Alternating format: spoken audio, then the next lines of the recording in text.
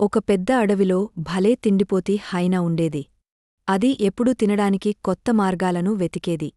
ఒకరోజు దానికి చాలా ఆకలివేసింది. కాని అడవిలో మిగిలిన జంతువులు దాని కపటానికి ఎదురొచ్చేవి.